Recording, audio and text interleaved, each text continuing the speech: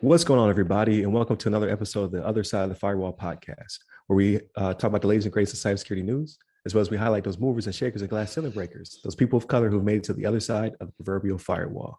My name is Ryan Williams, and as always, I'm joined by LeVon Maynard. What up? What up? And usually Shannon, but Shannon was unable to make it this week, but he'll be back next week. Definitely continue to tune in. So Monday, we discussed some efforts by the government to recruit top tier talent and pay top tier dollars. So definitely tune in to that one.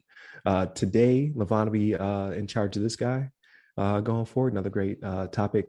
Wednesday, we have a really good discussion. It involves Apple and some of their security practices. So definitely tune in for that one. Thursday, on the Ask Us SP episode, we'll have Jarvis Bryant, active duty Army, about to break into cyber. So he has some really good questions. And then Friday, everything else, right? So continue to like, share, subscribe. And without further ado, I give it to LeVon. Yes, sir. Today we have an article from Reuters. This is from Peter Schroeder. And the article's title is Banks Ordered to Promptly Flag Cybersecurity Incidents Under New U.S. Rule. So basically, the article goes on to describe that the U.S. banking regulators on Thursday finalized a rule that directs banks to report any major cybersecurity incident to the government within 36 hours of discovery. So basically, they're making sure that the banks report any of these incidents promptly, making sure that everybody's aware of them. It looks like the article goes on to describe that the financial services industry is a top target. So facing tens of thousands of cyber attacks each day.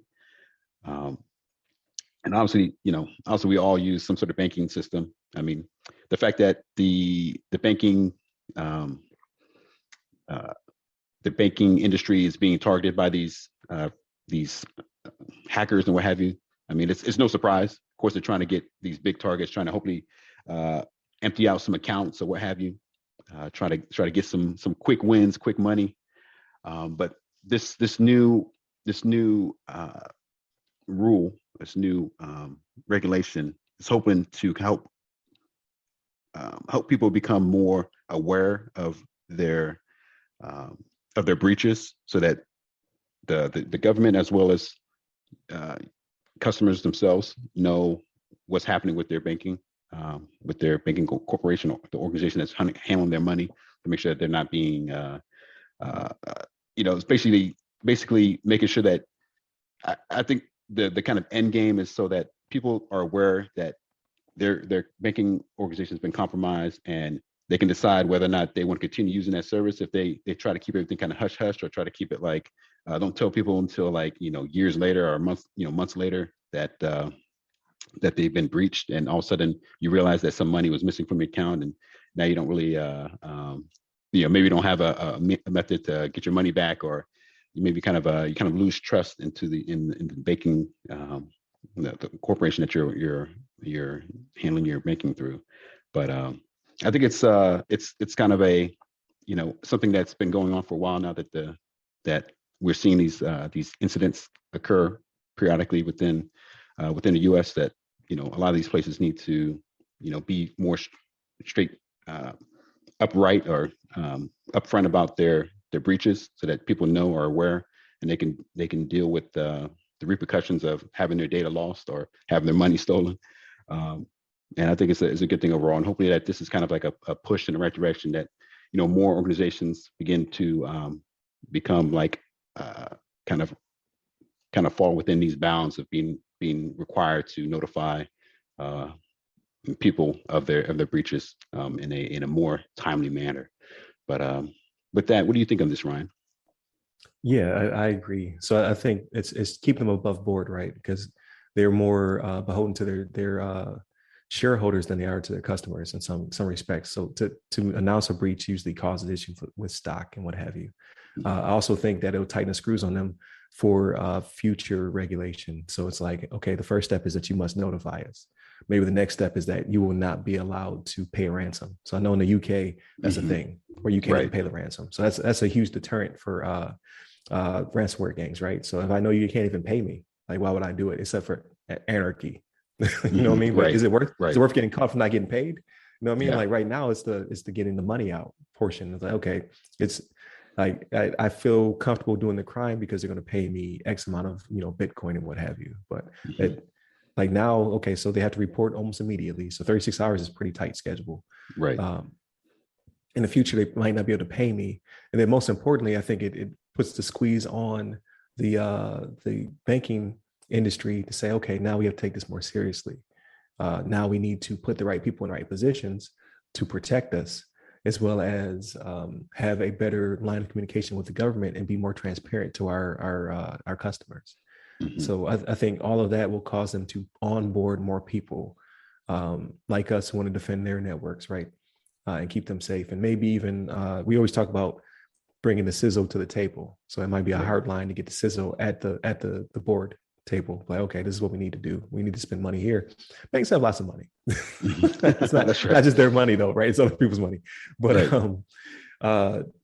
you know how FDI insured used to be a thing? They used to have all those commercials and whatnot. I think it's the standard now, right? Like you have to be, people's money has to be insured to a certain amount, like $100,000 or something like that. But maybe now you have to carry cyber insurance or something like that. Like I think that would be kind of cool. Oh, that's a good idea. You know, just something to make sure that you meet certain regulatory standards, as well as your framework, which, you know, I know banks have PCI DSS and some other things. So I think all in all, like I can't see a negative in this, except for share prices might take a hit at first. But if it's the standard, it's the standard. Like, you know, if you want to invest in the banking industry and this becomes a regulatory standard, then you have to understand that breaches happen every day. You can't like, oh, I'm going to sell my stock all of a sudden because you know, my stake is at risk. Like, well, what's more important, you know, them not paying the ransom and not, you know, giving away the money, or your confidence in the banking system. Like, if anything, this will make you more confident because now their feet are to the fire. So right. Yeah, you don't have to worry about them. Yeah, trying to keep everything hush hush while they're being breached. Right, exactly. Yeah, absolutely. Yeah, as we've seen recently, like I think Robinhood was breached recently. They did disclose though, but recently they took a hit because I think no money was stolen, no PII was taken, except for I think they got email distros or something like that, which is still dangerous. Because then all of a sudden you get emails, you think it's from Robinhood, and now you missing money because you didn't, you know, you didn't catch the signs of things were misspelled, or this link doesn't look quite right, or why are they asking me for my password, you know what I mean, or whatever. So I think it'll be good. I think this will help out the industry, and obviously it'll bring in more cybersecurity jobs as well. So I'm big into that because I need a job.